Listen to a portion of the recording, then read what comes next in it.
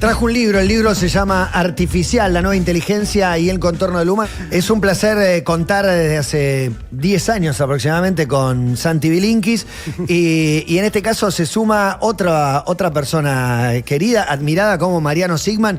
Se juntan los buenos, se juntan Mariano Sigman, Santi Bilinkis. Bravo. Para escribir un libro a 4 manos sobre inteligencia artificial que hoy presenta en el Auditorio Belgrano. Hola Santi, sos un poco anfitrión también. Sí, yo le dije a Matías, hoy es día de hablar de él, digamos. A mí ya me han escuchado mucho. Ya tiene el libro terminado. Terminado, impresionante. Les hago una pregunta. Ya leí el primer capítulo. Concretamente sobre inteligencia artificial. Esta cuestión de tratar a una inteligencia artificial como si tuviera sentimientos. ¿Cuánto falta para que realmente pueda tener sentimientos? Si pensamos que los sentimientos, no sé, están más en el cerebro que en un alma. ¿Cuánto falta para que los tenga o por lo menos para que nos haga creer que los tiene? Bueno, empezás con la pregunta del millón, o sea, tiraste como la pregunta más difícil que podemos poner sobre la mesa.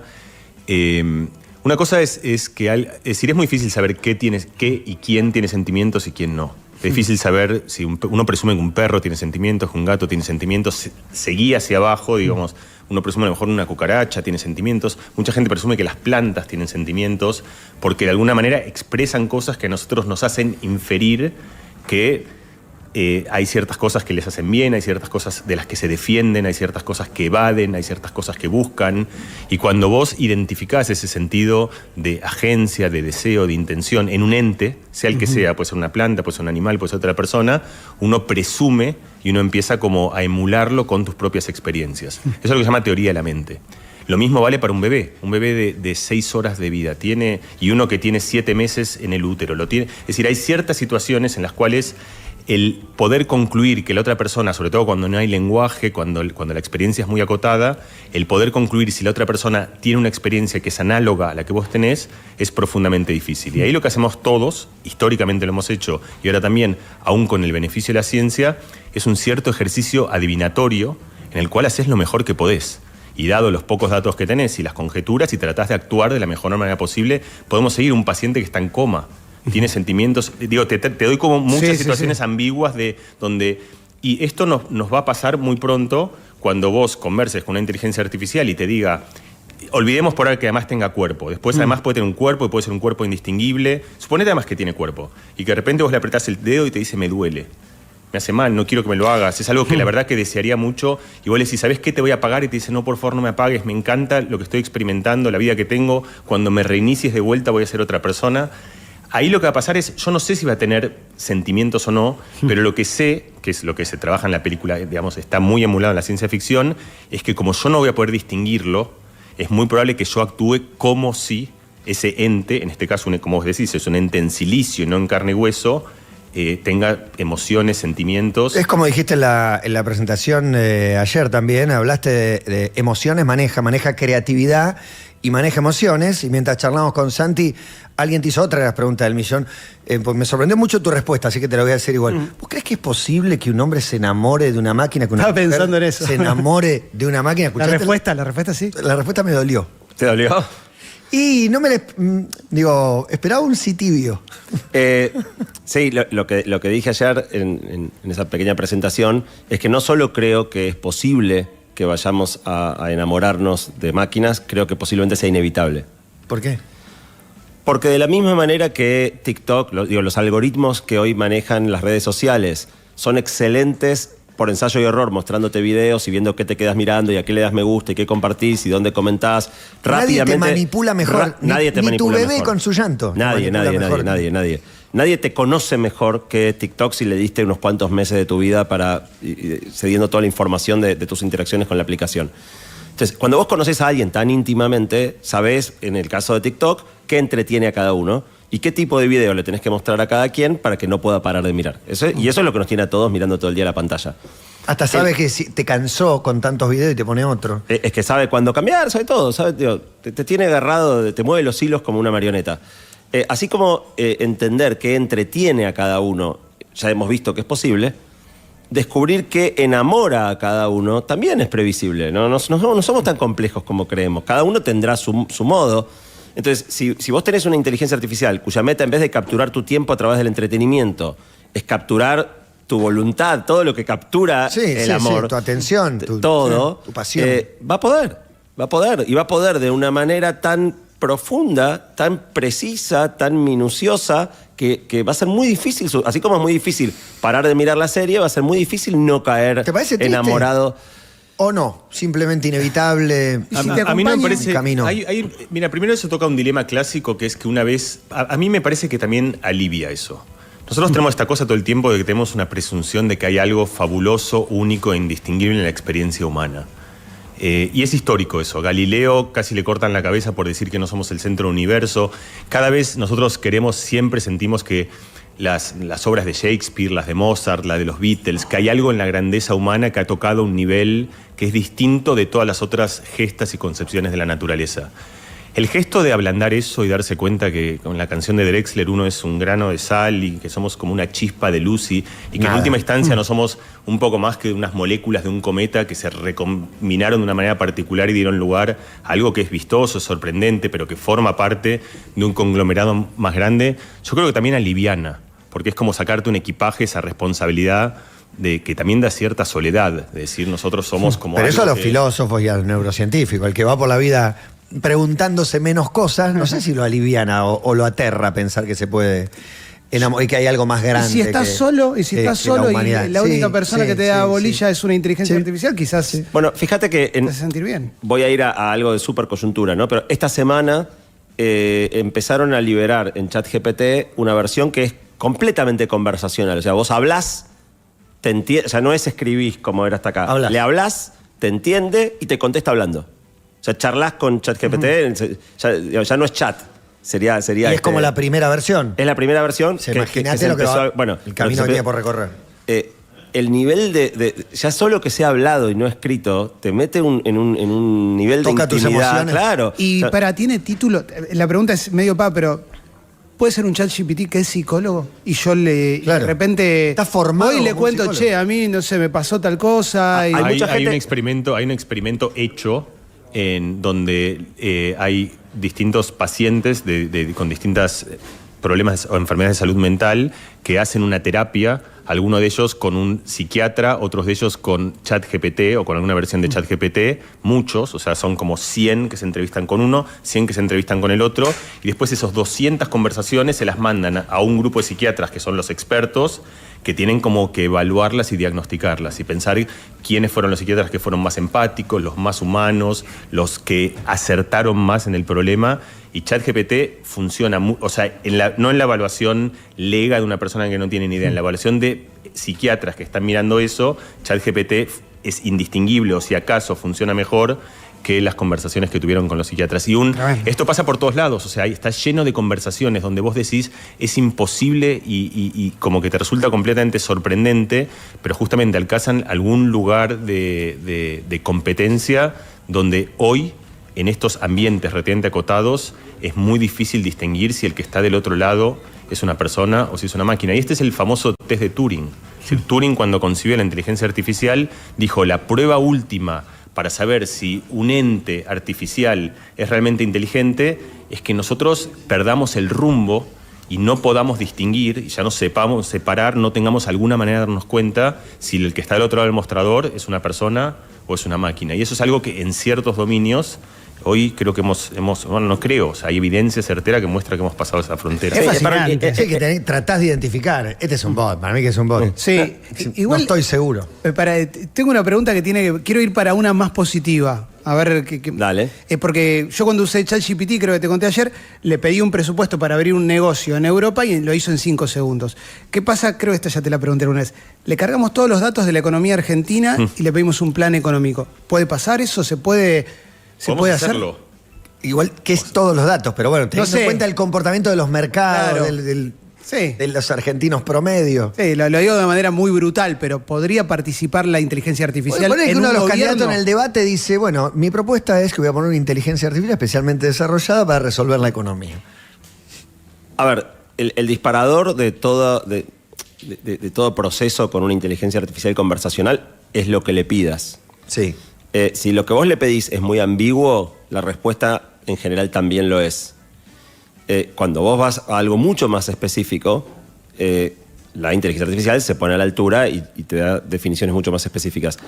arreglar la economía argentina es una instrucción muy amplia. Quiero tener superávit comercial, quiero, no sé, metas fiscales y ese tipo de objetivos que tienen los. Entonces, si vos le empezás a definir qué tornillos tiene que tocar, al final del día, un plan económico no es otra cosa que decidir a quién le vas a sacar y a quién le vas a dar, qué vas a promover y qué vas a frenar. Digamos, o tus instrucciones en el fondo ya marcan claramente una línea, o las respuestas que te va a dar van a ser francamente ambiguas porque lo que involucran son decisiones de valores. No hay una manera objetiva. Si hubiera una manera objetiva de arreglar la Argentina, estaríamos todos de acuerdo, no haría falta elegir entre propuestas tan distintas. Claro, drásticamente diferentes. Yendo un escalón más allá, o sea, ¿por qué no votar un algoritmo para presidente? No solo ministro de Economía. Y la respuesta es porque la dificultad está en definir qué es lo que para uno tiene que hacer un presidente. ¿Cuál es la definición de bien común? Si vos tomás a alguien más de izquierda, va a decir una sociedad más igualitaria, donde todas las personas tengan acceso a ciertas cosas. O sea, si vos tomás una persona más de derecha... Bien común, hay un auge del estar en contra del colectivismo, del individualismo mucha como gente norma. no, desde una perspectiva más progresista vas a priorizar en el bien común algo más colectivista, mayor equidad. Desde una perspectiva más de derecha vas a priorizar protección de la propiedad privada, libertad individual. Son dos perspectivas posibles. Ahora, si vos a la inteligencia artificial no le decís por qué lado tiene que ir, no te va a poder dar una respuesta. Es medio zurdita esa. Entonces, lo que vas a terminar teniendo, quizá en algún momento, son algoritmos de inteligencia artificial de izquierda, de derecha, e incluso múltiples variantes dentro de cada espectro ideológico. Entonces, sí por ahí vas a tener un presidente que te diga, mira, yo voy a gobernar usando este algoritmo. O pidiéndole a la inteligencia artificial, claro, que optimice estas variables. El algoritmo de Miriam Bregman o el de Grabois arranca con cómo erradicamos la pobreza de nuestro país, y otro es cómo hacemos que el país sea más rico, qué sé yo. Diferente. Para el gran público que se quiere encontrar, porque a la gente de todos los días, ¿cuánto lo va a afectar? ¿Qué puede encontrar acá en el libro a nivel informativo y práctico? La inteligencia artificial no es un asunto del futuro, sino de ahora. Es un asunto que genera, yo creo, un conglomerado de sentimientos, lo cual en sí es interesante. Es decir, históricamente no nos hemos enojado con las tecnologías que hemos creado, salvo algunas muy beliciosas, pero es decir, nadie se enoja con un avión ni con un triciclo, es decir, la inteligencia ni con una computadora. Con las armas solamente. Bueno, con las armas por eso, puede ser pero porque generan daño. Entonces es interesante preguntarse por qué la inteligencia artificial, vos decías antes, genera... Incluso cuando uno habla de cosas que pueden tener acepciones positivas, como que hace cosas que son muy sorprendentes, pero uno se pone inmediatamente como a la defensiva, ¿no? Como diciendo, pero esto como que me genera cierta aspereza. Y yo creo que la respuesta a eso es que la inteligencia sigue estando como en la esencia de la idiosincrasia humana. Es decir, a nosotros no nos ofende que alguien o que una máquina sea más rápida que nosotros, no nos ofende que una máquina haga cosas que nosotros nos gustaría hacer, pero no podemos como volar. Como que nada de eso te interpela demasiado, pero que una máquina haga cosas que para nosotros definen aquello que en última instancia es lo humano, lo vemos como casi como el residuo de algo difícil de nombrar, que es el alma. Es algo que nos confiere a nosotros algo que nos separa del resto de las cosas. Entonces, justamente eso nos resulta un poco ofensivo, un poco molesto. Y entonces hay como un conglomerado de reacciones a la inteligencia artificial que a veces son la fascinación, a veces es el miedo, a veces es un repudio, o a veces es una resistencia gala hacia la Obelix, que vos decís, no van a entrar ni en mi casa, ni en mi... Pero lo cierto es que está diseminada en todos lados. Está diseminada en lados donde la ves, en lados donde no la ves. Es decir, cuando te tomás un Uber, hay una inteligencia artificial que decide qué precio ponerte y cómo hacerlo y que maneja algoritmos que están gestionando. Cuando prendés Netflix, lo que vos terminás viendo, lo que dedicas tu tiempo, está manejado por una inteligencia artificial que conoce cosas tuyas. Y cuando uno piensa así, uno empieza a enemistarse porque uno piensa en la inteligencia artificial como un enemigo. Cuando en el colegio un profesor tiene un problema real, porque así como antes los profesores tenían un problema con la calculadora, porque nosotros cuando éramos niños podíamos hacer 17 por 32 en una calculadora y la sacaban.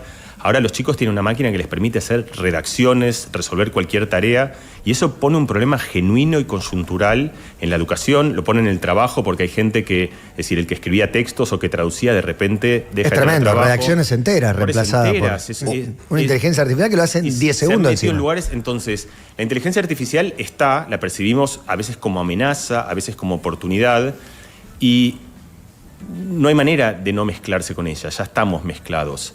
A mí me pasó, le contaba hoy a Santi una anécdota con una persona muy querida, mayor, de 75 años, que me llamó hace unos días, estaba angustiada porque tenía que escribir un texto sobre algo que tenía que escribir un texto sobre algo que conocía mucho, pero que le resultaba difícil arrancarlo de un texto de 4 o 5 páginas. Y yo como que vi la oportunidad y le dije, mira, ¿sabes qué? Nos vamos a juntar, vamos a sacar ChatGPT. Tenía 75 años, como que le parecía imposible usar ChatGPT. Lo abrimos, trabajamos qué era lo que necesitaba, no es que le pedimos al programa, haceme el texto de 4 páginas. Lo orientaste, lo buscaste. Yo con ella trabajamos qué es lo que quería, cuáles eran los puntos singulares, cuál era su voz y su visión sobre el tema, qué es lo que querría que tuviese y que no tuviese. Es decir, hicimos todo un ejercicio introspectivo sobre tratar de pensar el problema y pusimos Enter, y cuando pusimos Enter, ChatGPT empezó a escribir y yo la vi con los ojos brillosos, me imagino como cuando salía un tema nuevo de los Beatles. Es una maravilla. Lo que quiero decir, es emocionante, tenía 75 años y a mí, si tuviese que decir, diría que ese es el resumen del libro. Pero le resolvió un problema que tenía. Tenía un conflicto que la dañaba, estaba angustiada. Está angustiada, resolvió algo, pero además vio algo que es parecido a ver la primera vez que el hombre llegó a la luna, o la primera vez que salió Let It Be. O sea, te conmoves. Pero es más que eso, sos vos llegando a la luna. Sos vos, claro, además vos estás ahí al lado. Claro. Y entonces, perdón, lo que quiero decir es, para mí, como ese es el resumen del libro, es como darle la bienvenida a un montón de gente que creo que ve con cierta temeridad y con una especie de reticencia impulsiva y casi reflexiva a la inteligencia artificial como un enemigo que no es, el presentarlo y el tratar, sabes, que de abrirte la puerta y mostrarte que hay una manera de acercarse a eso que puede ser interesante y que puede ser bastante sí, Santi había fascinante. dicho de entrada, es aprender a usarlo. No es el que lo usa contra el que no lo usa. Va a estar en tu vida, quieras o no, aprende a... Hoy conversábamos con una persona que decía, yo perdí laburos ya. Por laburos que tenía una persona que me contrataba Guionista, cercano, sí. Diseñador gráfico. diseñar, guionar. Entonces, más allá de que no quiero ir por el lado amenazante, ¿no? Pero confirma esto, ya está empezando a pasar. Y nuestro gran desafío, siendo dos grandes nerds, es justamente cómo no hablarle a otros nerds, ¿no? Cómo acercarla, que es un poco el desafío de la columna del divulgador, acá de los últimos exactamente. años. O sea, sí. ¿cómo hacemos un tema que aparentemente es difícil, es árido, comprensible, sencillo, entretenido y útil para la persona que cree que no lo va a entender o que no sabe cómo entrarle? Y es que los dos, neurociencia en una época era chino. Claro. De golpe la neurociencia pasó a ser un lenguaje que empezamos a conocer y que nos hablaron mucho. ¿Cómo puede afectar el aprendizaje digo, cuando la tenés tan incorporada a la inteligencia artificial como supongo que va a empezar a pasar en unos años, cuando los chicos puedan en el colegio pedirle a una inteligencia artificial Ya lo hacen. que le resuelva una tarea, que le resuelva algunas situaciones? ¿Eso puede afectar de alguna manera el aprendizaje, nuestras capacidades? ¿Ayuda o traba? Ni una ni otra. Como esto es como que te diga el azúcar es bueno o es mala, depende cuánto, depende cómo, depende en qué forma. Es malo. Sí, es malo mucho azúcar, pero cantidad, o sea, nada de... Quiero decir, casi igual el agua, mucha agua también es mala, a eso voy. Para mí hay un riesgo muy claro que es perder el sentido del trabajo y del esfuerzo. Y el sentido de que a veces vos tenés que concentrarte y trabajar en algo para lograrlo. Y eso, la metáfora para mí más elocuente es la del sedentarismo. Es decir, cuando vos querés moverte de un lugar a otro, agarrás una moto, un coche, y ya casi que dejás de usar el cuerpo, estás en eso que es una especie de oda a la pereza, estás entregando una virtud que es una facultad fundamental de la buena vida, que es tener un porte del cuerpo que te permita sostener tu cuerpo y mantenerlo. Lo mismo pasa en el mundo cognitivo. Si vos empezás a delegar tu memoria, tu toma de decisiones, incluso tu motivación, porque lo que te motiva son todas fuentes externas, tu capacidad de subir montañas cognitivas para llegar a lugares y para entender que a veces tenés que trabajar para llegar a lugares que son espectaculares, pero que tenés que transitar durante un rato cierta incomodidad. Si eso desaparece del colegio, creo que dado todo lo que sabemos, estamos tomando un riesgo enorme. Y entonces el riesgo es que el ChatGPT lo que haga sea convertirnos en sedentarios, como gente que no se mueve en el mundo mental porque se lo pide todo el GPT. Si vos tomas otra metáfora de la tecnología, que para mí es muy interesante, que luego nos enteramos que la había usado Steve Jobs, que es la idea de la bicicleta. La bicicleta es algo que vos igual tenés que hacer esfuerzo, pero con el mismo esfuerzo te permite llegar mucho más lejos. Te permite llegar a lugares, vos caminás y podés hacer 4 kilómetros, en bici vos le metés la misma energía, igual vos trabajás y la metés, pero llegás a 60 o a 70. Entonces, si vos usás ChatGPT como, otra vez, esforzadamente, como yo te contaba que hicimos con esta mujer de 75 años, como un trabajo activo en el que buscas tu voz, en el que trabajas la memoria, en el que te esforzás, en el que te das cuenta si algo vale la pena o no, en el que sos crítico, en el que, en fin, estás ejercitando todo el poder cognitivo. Entonces yo creo que ese es un valor agregado enorme y que es algo que si logramos incorporarlo a la educación puede funcionar muy bien. Si se abandona eso, entonces es probable que sea un desastre. Hay un ejemplo muy lindo al que llegamos escribiendo el libro, que es, primero pensamos la situación de qué pasaría si trajeras un cavernícola de hace 10.000 años al presente.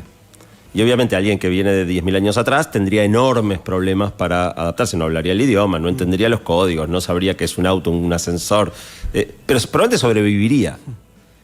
Y después hicimos el ejercicio mental contrario. ¿Qué pasaría si nos llevan a nosotros, con toda nuestra cultura, nuestro celular, todo, y nos largan 10.000 años atrás?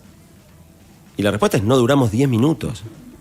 O sea, si caímos de noche en invierno, nos morimos la primera noche porque no sabemos prender fuego. No hay fósforos. Si sobrevivimos a la primera noche, al día siguiente hay que morfar. Atrapar un animal con tus manos, matalo con tus propias manos, despellejalo. No porque no sabes prender fuego. Ni siquiera lo podés cocinar todavía. Entonces, comételo crudo. O sea, no sé si 10 minutos, pero sí, no duramos una semana. Pero estamos mucho peor. Compra comida en el súper y microondas. Un mercado Paco en el cine.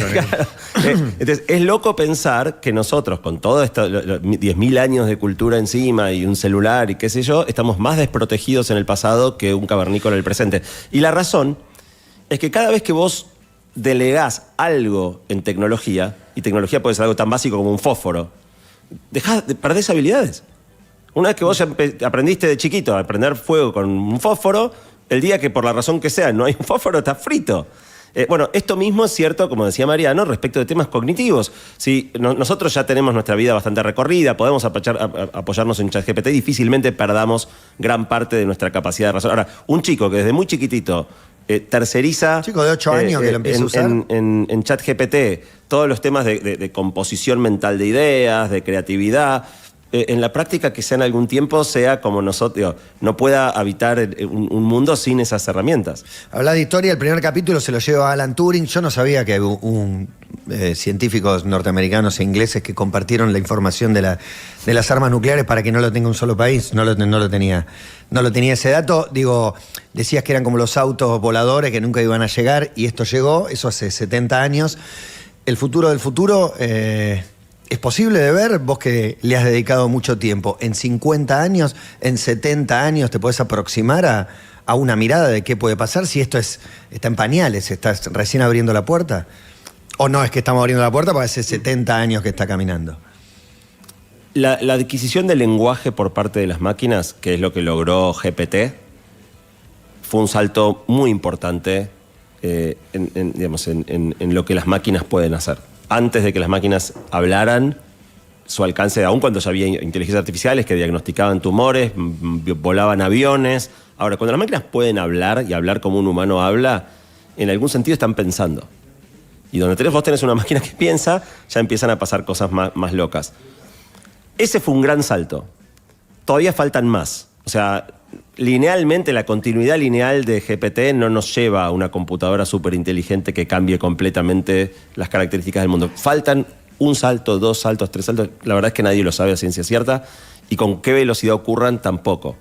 Lo que creo que esto termina de convalidar es que no hay ninguna barrera insalvable para alcanzar niveles de inteligencia superiores a los humanos. O sea, así como antes Mariano decía, pudimos hacer máquinas que van más rápido que nosotros, pudiéramos superar nuestra fuerza. ¿No superó ya la inteligencia humana? Digo, el ajedrez es una unidad de medida. En algunas áreas muy específicas sí, en áreas generales todavía no.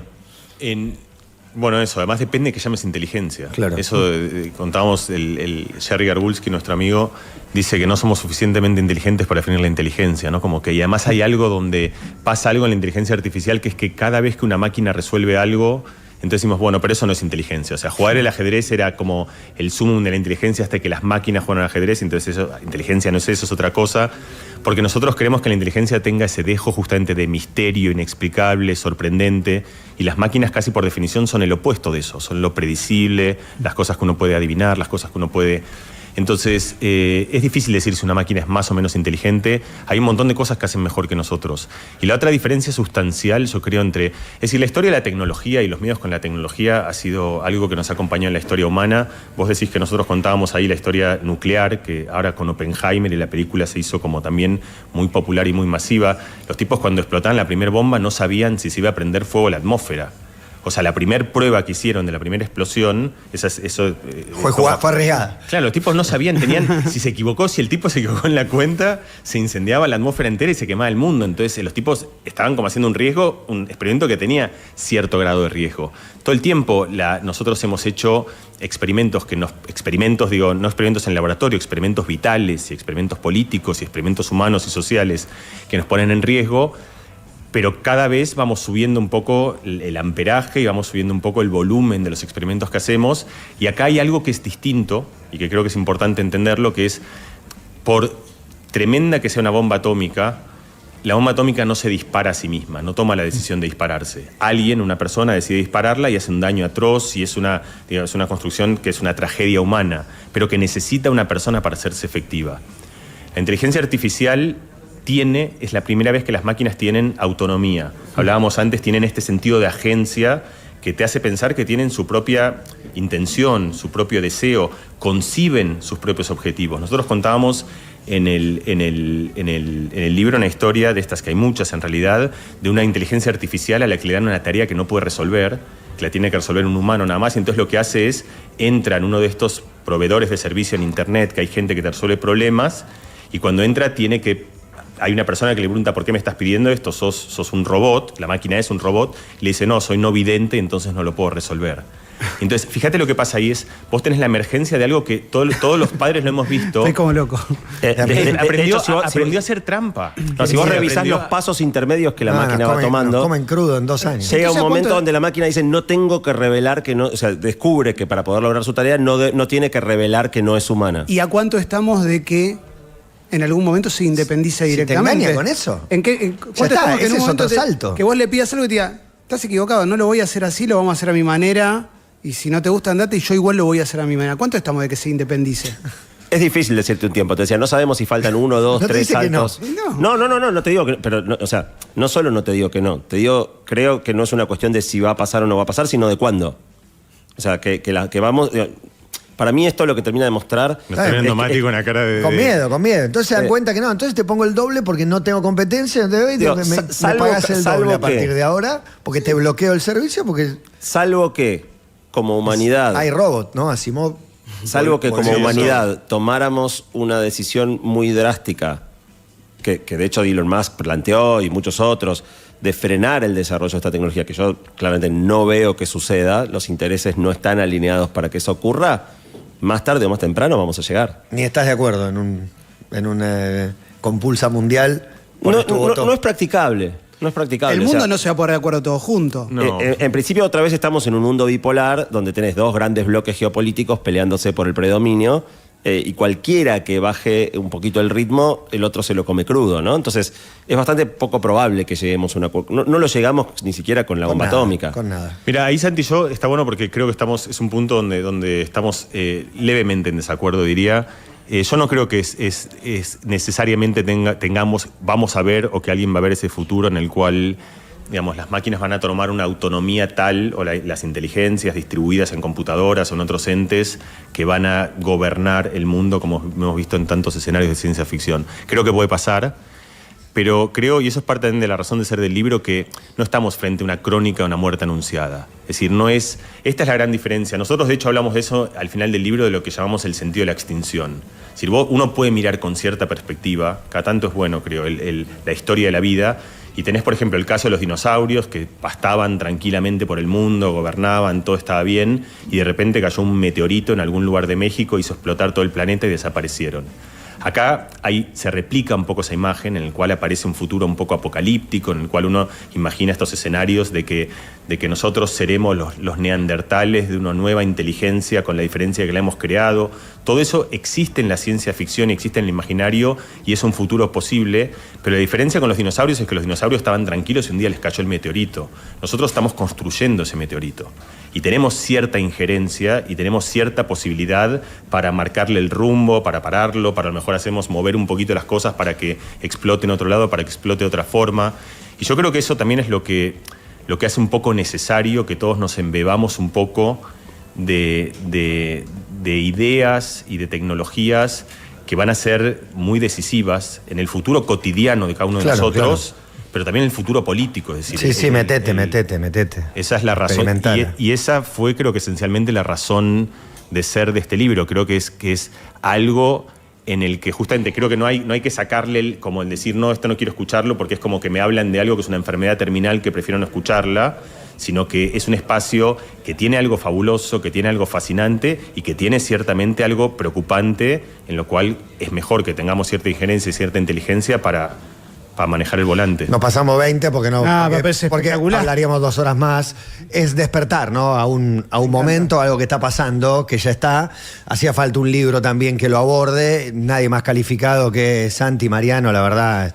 Estaba feliz de la vida. Agarré el primer capítulo, Alan Turing, dije, el futuro. No, me fui a 1920, arrancamos. Pero es hermoso, hermoso. Muchas gracias por estar acá, por contarnos y hacernos parte de este momento. Sí, de dejarnos ser testigos también de un momento que me parece que es clave. Sí, la verdad que sí. La verdad está pasando algo muy, muy grosso. Un salto enorme. Sí. Gracias, Marian, muchas gracias. Gracias a ustedes. Gracias, Santi, por venir acá, es muy interesante. Artificial, ¿se consigue? Ya está. Sí, ya está en todos lados.